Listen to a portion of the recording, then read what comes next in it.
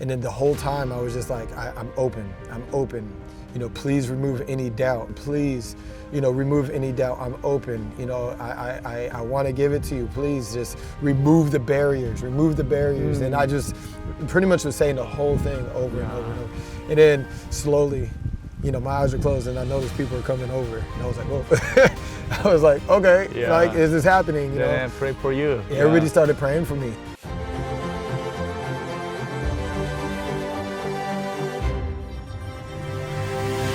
I grew up in church, so I know I've been exposed to, church as a teenager and everything, but then I haven't been to church for a very long time at that point. It's probably been a few years.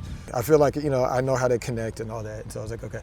And then we were praying, and then you started speaking in tongues, and then it got really intense. And at first I was praying like this, and then I was praying like this. I was like, oh man. I was like, this is really, it's really intense. Okay. And then when you were done, I was like, it shook me up in a good way. Then after, it was a seed. It was a seed that got planted, Second time was when we went to Korea. So fast forward, we had a trip where we took the female Olympic team, the U.S. Olympic team, to Korea for a training camp.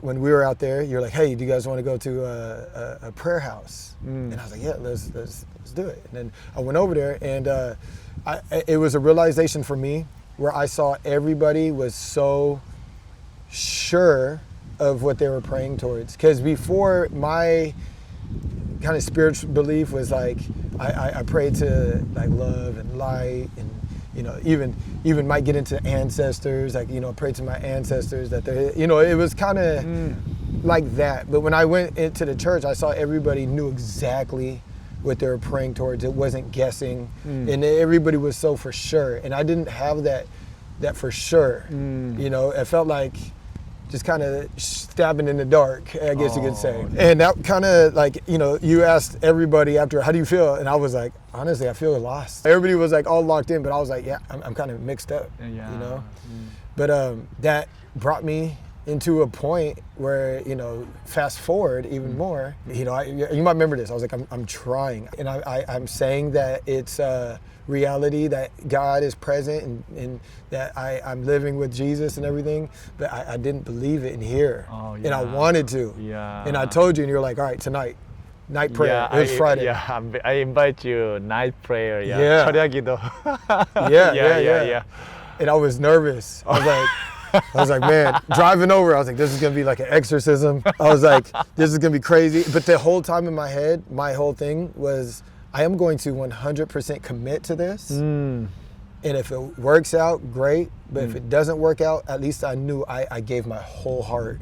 I gave my whole soul. And then so went in there, and then everybody was, they playing the guitar. And it was a worship, music. We were doing the worship through music.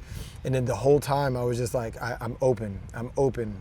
Please remove any doubt. This was kind of like what I was praying towards the whole time. Please, remove any doubt. I'm open. I want to give it to you. Please just remove the barriers. And I just pretty much was saying the whole thing over and over and over. And then slowly, my eyes were closed and I noticed people were coming over. And I was like, whoa. I was like, okay, is this happening?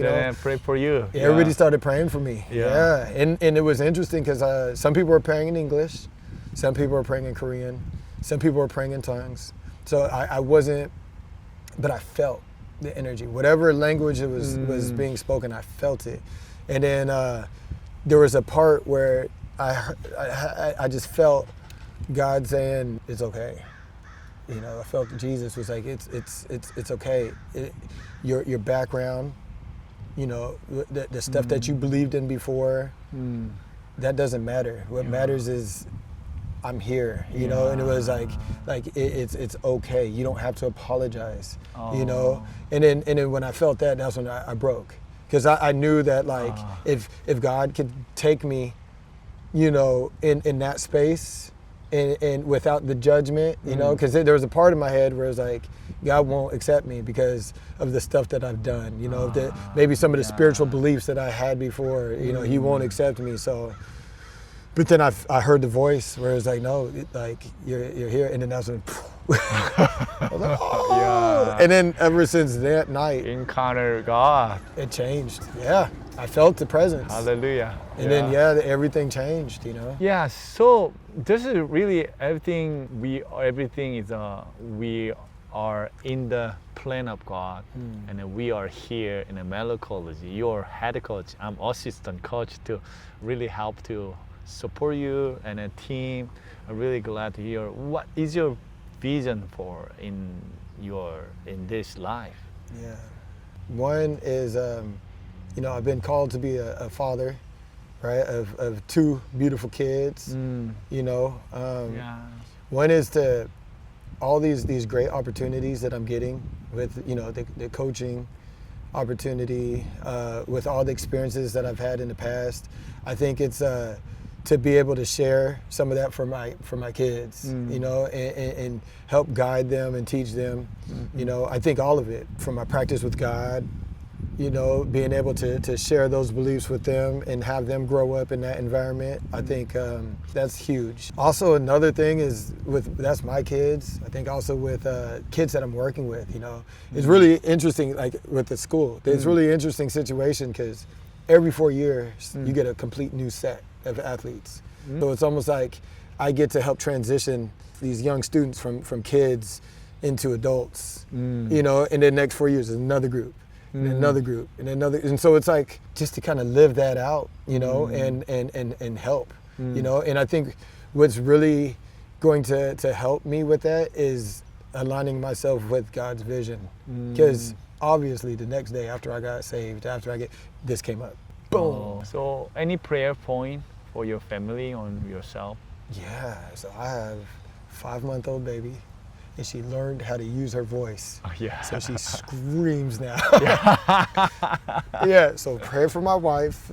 Yeah. But beautiful family. Yeah. You're really covered. Yeah. Yeah, so grateful. Kim is a really beautiful wife. Yeah. And the lovely kids. Yeah. Yeah, so, you know, pray for the wife. I think that'd be great.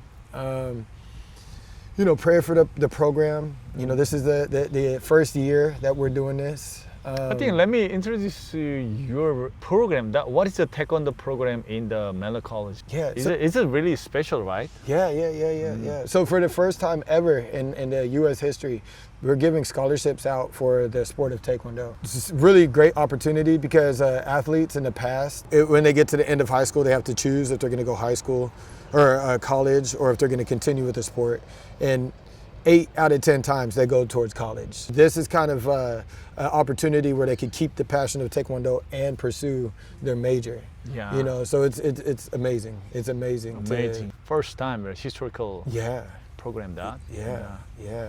And with my intention, because, you know, I've been able to compete and be on the national team and travel the world and everything. I want to make it a world-class program. So, you know, where we're able to travel, get people on national team and, you know, Olympic really team. High level of the team. That's right. You know, and also get a pipeline in. So I understand not everybody's going to be an Olympic gold medalist. You know, some people are they have their goals, maybe to be state champion, you know, maybe to be national champion, but to be able to serve all of those guys from this level all the way up to the stars. Thank you for TJ. Yes.